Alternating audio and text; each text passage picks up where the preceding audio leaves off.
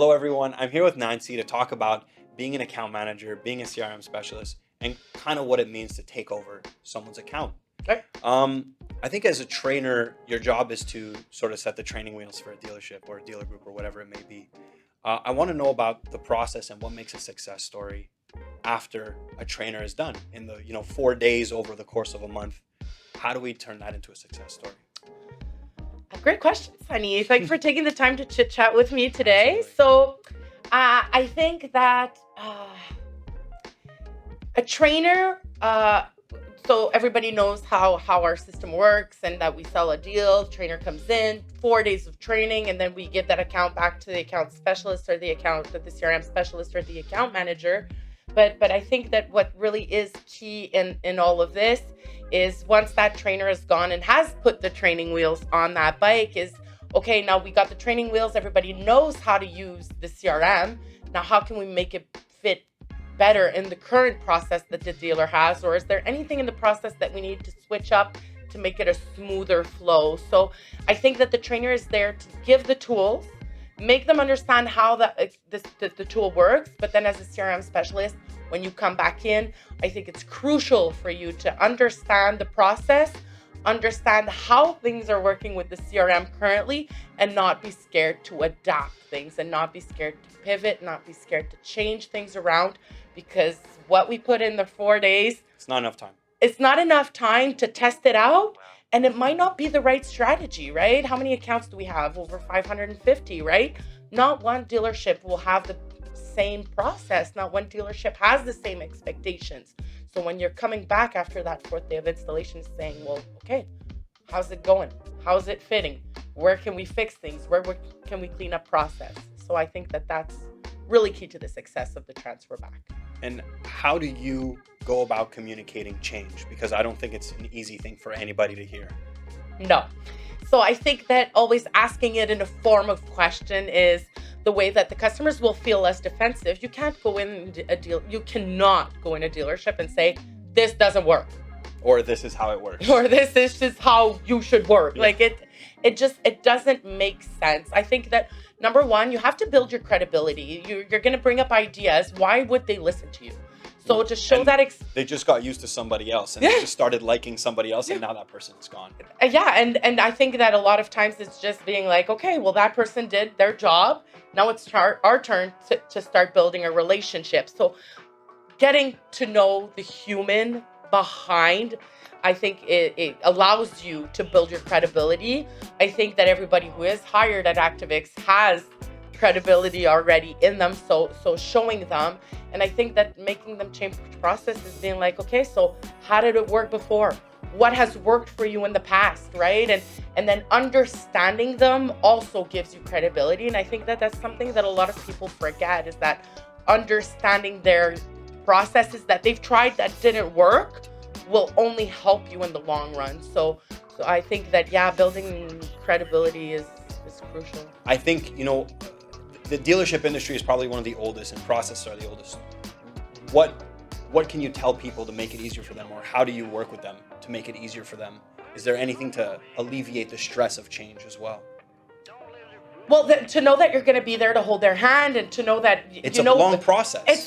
Change is a long process. And setting those expectations. And I think that if you say to everybody, hey, we're going to come, trainer's going to do 4 days of training, we're going to get your automations, you're going to be ready. I think that you're just setting yourself up for failure.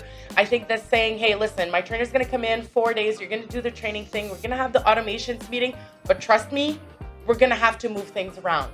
Now, our first solution is not necessarily going to be the best, but don't worry, I'm going to be here with you. We're going to hold hands. We're going to work together to make it function. And that when you do those performance reviews and you are pointing out opportunities, that you're not just pointing out opportunities, but coming up with solutions. Hey, listen, I noticed that not all your walk-ins are coming in, right? Yeah. Or logged. So who's logging walk-ins right now? Oh, your sales associates. Okay.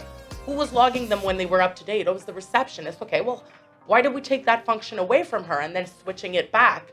I think that inspections are really key. So, hey, Okay, why don't we have make, model, year on every walk-in that came in? Who's accountable? Who's checking, right? Ownership of this. And I think that having these conversations with our dealership is really what makes change feasible. And you brought up the word automations, and I think the most dangerous part of the word automations is people assume automatic or the work is done for me. Yes. Obviously, that's not true. And maybe some CRMs and some software solutions are pitched like that, or the value is said that it'll be done for you and you just have to do everything. Yeah. Why is Activix different for automations, and how do we address it? Because I'm going to speak for myself, but I always want to understand the reason for that automation. I think the who, when, where, what, how, I think are crucial in this. So, okay, you're going to build this automation. Perfect. Why? Well, when? Who's going to check? Who's going to do this? What's your strategy behind it? And I think that when we question customers enough on this, a lot of times we realize that they didn't think it through. They just say, well, I want a text message to go to my walkouts tomorrow morning. Okay, what do you want the message to say? Well, thanks for coming in. Okay, but what's the added value? I'm a customer, and a lot of times I do say that to my customers too. I'm a customer. You're the customer. You get that. What do you respond? And I think that always bringing them back to the position when they were shopping for a pool, when they were shopping for a house, what did they appreciate or not appreciate in their experience, right? So, one thing that I've often repeated is people are responsible for their own follow-up schedule. Mm-hmm. And if we take that away from them, we take away the most human part of the business, which is customers. And we take away, I'm sorry, I'm gonna add to that, but we take away the importance of their own schedule as well, because you're putting a bunch of things that they don't want to do in their agenda at a time that you're deciding. And who's checking? And exactly. So why would I do your task? And you're just taking away all the credibility of the tasks that I gave myself, right? So, finally, my simple last question is there a one-size-fits-all solution with Activix or with any CRM? It's like you read my mind, but there's never a one-size solution. A quick view that works for me might not work for another manager within the same dealership. We might have to give it a different name. We might have to add a different title to it. We might have to add an extra filter. So I'm saying that if it doesn't work one size fits all within a dealership, why would it work from one dealership to the other, even if it's in the same group? Absolutely. I understand uniforming process. Sure. Okay, but anyways, you want to try to make process as clean and as frictionless as you possibly can. And if that's your objective, I think that understanding the people who are in those management positions, understanding those users who are using the CRM, and understanding what management wants out of this, I think is key so that you can create the process that they wish within the CRM. Let me ask you one last simple question, Nancy. In the ideal world where everything goes well, what is the ideal customer relationship? What do you need from your customer, from a manager? Honesty. I think that if something doesn't work, that we can have that discussion. I'm not saying honesty like give me a load of crap. I'm just saying, hey, we tried this, it's not working. Okay, sometimes, I don't have an idea. Let me get back to my team. Sometimes I do have an idea. Hey, let's try this. But I think that as long as you're having those open communications, you're always going to be able to have a solution or work with them to get to that point.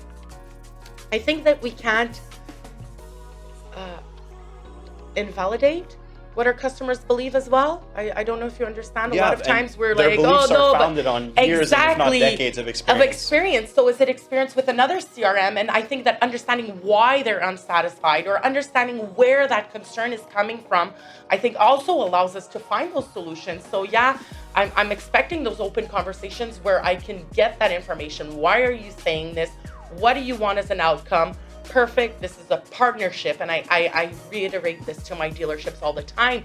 But if they're not happy, I'm not happy. And it's not working for neither one of us. So this is a partnership, and it is a true partnership. It's not just, okay, well, leave. I really do. And I invest my time, and I think that they do the same. And I think that that's where we get the successes. So, active listening. Yes. Credibility. And honesty. Accountability. Accountability. Those are the pillars of success at Activix as a CRM specialist. That's correct. Thank you so much for having me, Nancy. And Of course, or I should say, thank you so much, Nancy, for coming.